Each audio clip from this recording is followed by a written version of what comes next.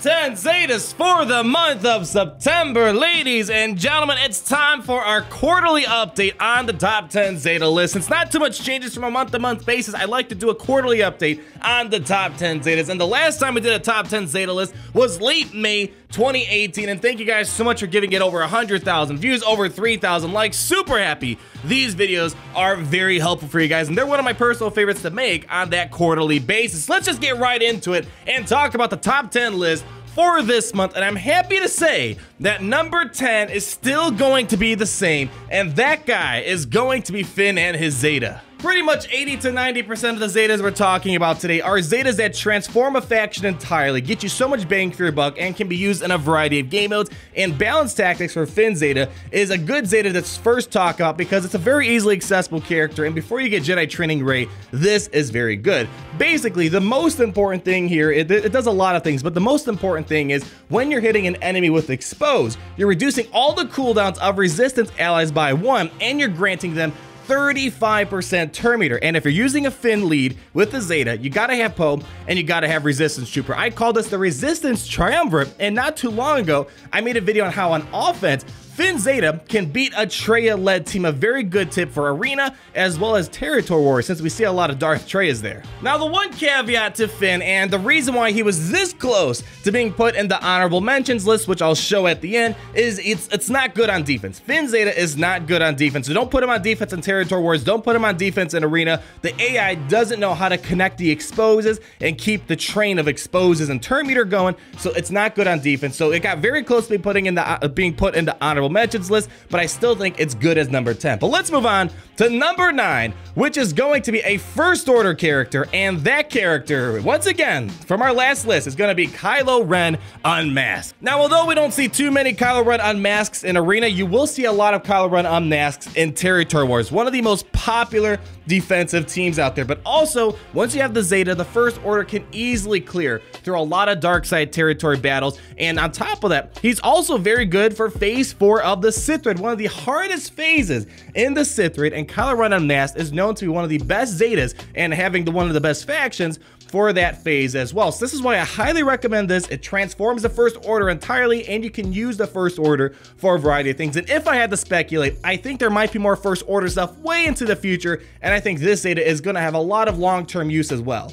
Now, number 7 on our list is going to be Commander Luke Skywalker. Now, this guy has not been treated too well this year. Between Emperor Palpatine getting his rework and obliterating rebels, and Darth Trazan becoming more prominent ever since our last Zeta video, we're starting to see less and less rebels in Arena. He can still beat things, and that's why I want to talk about his unique ability. It binds all things because it's a very powerful unique ability, and at the same time, it kind of serves as a minor secondary leadership because of the bonuses he's granting to other members on his team. Now, the reason why I like it binds all things, it's not constricted to the leadership role. It's a unique ability, so very good. But even though it's a unique ability, he's granting a bunch of other stuff to other people, so kind of serves as a mini leadership ability. He's gaining a lot of protection anytime he's resisting detrimental effects, which is quite frequently. And with that, when he's applying a detrimental effect, he's granting 10% turn meter to himself and 5% to everyone else, not just rebels, every other ally that's on your team. So it's very good. You're going to see a lot of use of this in Territory Wars.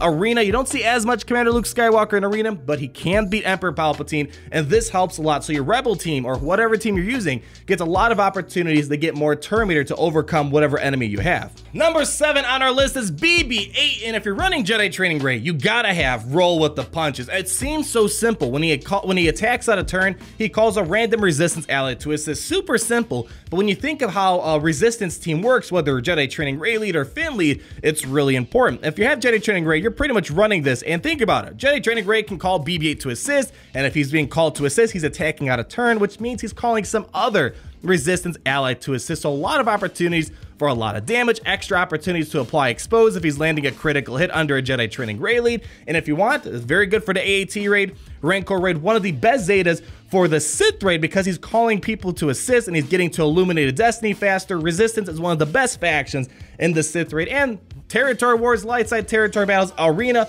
a lot of potential, and this is going to be probably a very important Zeta for a long time in the game, assuming Jedi Training, Rey, and Resistance still remain somewhat dominant. Number 6 on our list is going to be Han Solo. He dropped down a few pegs since our last video on Zetas because Rebels haven't been treated too nicely this year, thank goodness. But really, we got to talk about shoots first. He gets 10% critical chance, and the first time each turn Han uses his basic, he gets to attack again, dealing 50% less damage. And he is an offensive and damage powerhouse. So even a 50% reduction on damage on the second hit still spells a lot of damage you can put out there. And this is so good for the Sith Raid in Phase 3. If you do the whole Chex Mix lineup, get Han Solo to stand alone, he can just whop away at Darth Trazan, constantly uses basic. He can counterattack as well, so he's getting a lot of damage out there in the Sith Raid, so very good in the Rancor Raid if you care about that. Him and Commander Luke Skywalker alone can solo the Rancor Raid, and AAT Raid, very good if you want to get a lot of damage out there, and so very good, and still a very good Zeta for a ton of raid stuff.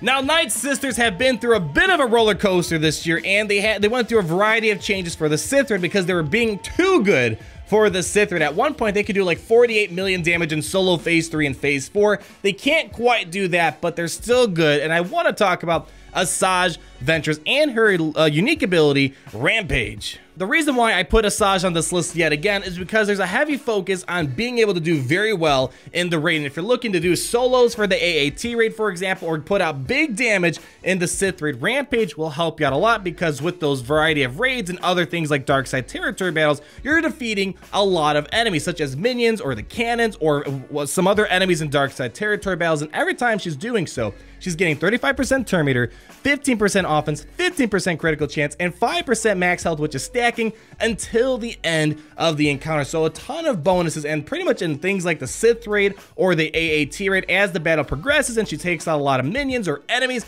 her damage is going to be crazy high. So now we're at the top 4 Zetas on our list, and there's going to be a lot of rock, paper, scissors among these characters. And at number 4, we're going to talk about Emperor Palpatine and his leadership ability, Emperor of the Galactic Empire. And with the Zeta, anytime a debuff is expiring, Empire and Sith allies gain 5% turn meter. So if there's 4 debuffs that just expired, that's 20% turn meter. If there was 10 debuffs that expired, that's 50% turn meter. Emperor Palpatine makes Sith and Empire characters very quick, and this makes him very deadly in arena. And because of the Zeta, he is probably the best counter to Darth Trazan led teams. Now, the reason why Emperor Palpatine isn't ranked as high like back in May is because back in May, there wasn't too much standing in the way of Palpatine. Him and Sith were just super deadly. Now there's a bit more variety and rock, paper, scissors stuff going on, such as Bastila. Bastila crushes Emperor Palpatine. But the other thing is, Emperor Palpatine's Zeta here isn't really that crazy for any of the raids. He's very territory war, dark side territory battle,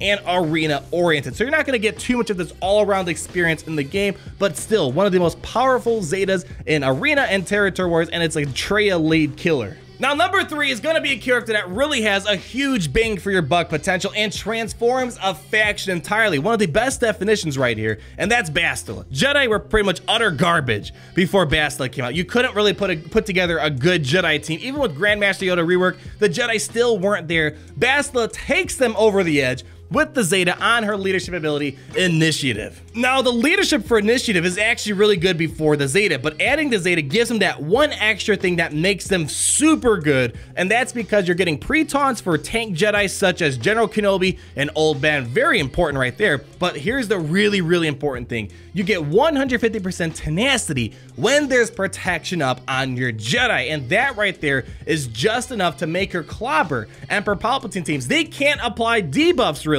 when you have all this tenacity in your team. They might get an occasional debuff, they might somehow get through all that high tenacity, but with this high tenacity wall that they have, they're pretty much resisting things left and right, and they're going to get huge damage as well. Look at the leadership ability. She took a horrible faction and made him super competitive, and you're going to see a lot of this in arena. Even a 3-4-star Bastila can get the job done. I use her all the time at 4-star in territory wars, and eventually we're going to be able to get this character to 7 stars, hopefully sometime in the near future, and she's super good in the Sith raid. She clobbers Phase 2, does like 5+ million damage in Phase 2 of the Sith raid. So a very good character overall, and a true definition of a character that took a horrible faction and made him really good. Now, number 2 is going to be the one and only Darth Trazan. Now, I didn't put her in the top 10 list back in May because she just wasn't around that much. I didn't want to waste space with a character that's not being used much, but three-ish months later, we're seeing a lot more Darth Trazan. For number 2, I'm going to talk about both for Zetas. I didn't want to give her 2 individual slots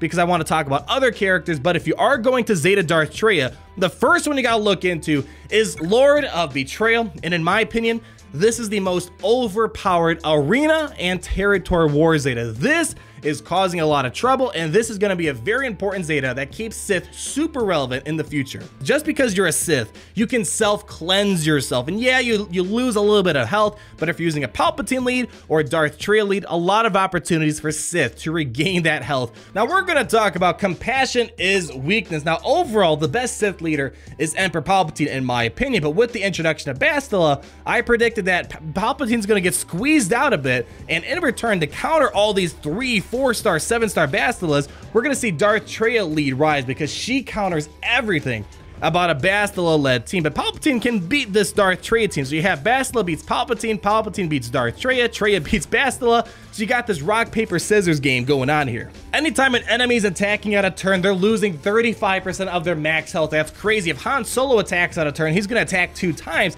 That poor guy is getting obliterated right there just because he's trying to attack out of turn. And anytime an enemy is gaining a buff outside of their turn, they're losing 50% offense until the end of their next turn. This just counters so many things. Think about it. Bastila and Jedi get clobbered by this because they gain buffs out of turn, they attack out of turn. I mean, Imperial Troopers struggle, Resistance struggle a bit. She's a very good counter to so many teams out there, and really the only perfect counter to a Darth Trazan team right now is Emperor Palpatine. She's a very good leader, and she is what's going to keep the Sith relevant for a very long time between her leadership ability and her unique ability. She is just the queen of territory wars and arena. That is her main thing. We haven't seen too many crazy things with her in the raids, but overall, if you want to be able to just clobber teams on territory wars and an arena, Darth Trazan is the queen of those 2 areas. But now we got to talk about number 1, and number 1 is going to be the same as last time back in May, and that's going to be Jedi Training Rey. Anytime Resistance allies are using special abilities,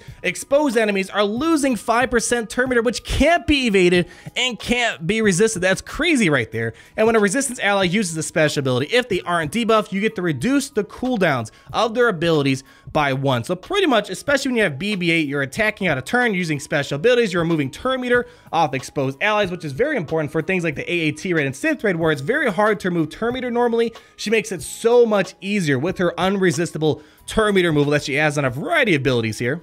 And if you have BB-8 on the team, he's going to get to Illuminated Destiny really quickly because he's going to constantly use his covert data transfer, spread secret intel around his team, and he's going to get to Illuminated Destiny so quickly with the Zeta, and he's kind of the cornerstone of a Jedi Training Rey Resistance team, and the rest of the leadership ability for Inspirational Presence is really good. You get 30% critical chance, 30% critical damage. When you're scoring a critical hit, you have a chance to apply an expose, which can't be resisted. Very good. Unresistible exposes, unresistible turn meter removal that can't be evaded. Very powerful. And overall, this is going to be the best all-around Zeta, I think, in the game because it's used for every single game mode, and she does very well in every single game mode as well. Now, before we take off, let's take a look at the honorable mentions list. Obviously, not every single character can land in the top 10 list, but there are still some very good Zetas I want to make sure you guys are aware of. So I'm showing you guys 5 Zetas right now that I still think are very, very good. A lot of these Zetas complement certain teams, they complete certain teams, or they just might be very good standalone Zetas. So hopefully